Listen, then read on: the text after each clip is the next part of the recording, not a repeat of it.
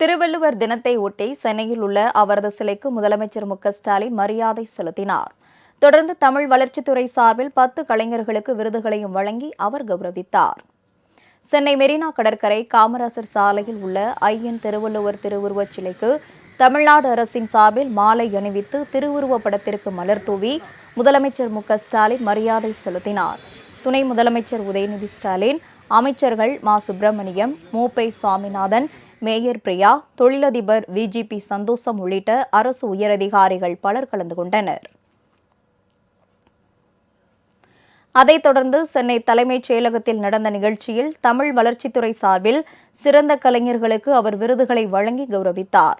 ஐயன் திருவள்ளுவர் விருது மு. படிகாராமு, பேரறிஞர் அண்ணா விருது தஞ்சை எல். கணேசன், பெருந்தலைவர் காமராசர் விருது கே.வி. தங்கபாலு, மகாகவி பாரதியார் விருது கவிஞர் கபிலன், பாவேந்தர் பாரதிதாசன் விருது பொன் செல்வகணபதி ஆகியோருக்கு வழங்கப்பட்டது.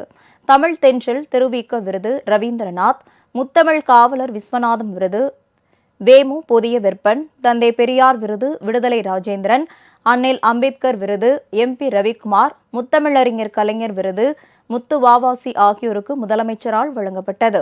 தந்தை பெரியார் விருது மற்றும் அண்ணல் அம்பேத்கர் விருது பெறுபவர்களுக்கு தலா 5 லட்சம் ரூபாய் மற்றும் 1 சவரன் தங்கப்பதக்கம் வழங்கப்பட்டது.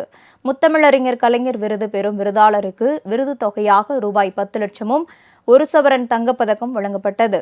மற்ற விருது பெற்ற விருதாளர்களுக்கு விருது தொகையாக 2 லட்சம் ரூபாயும் 1 சவரன் தங்கப்பதக்கம் தகுதியுரையும் வழங்கப்பட்டது.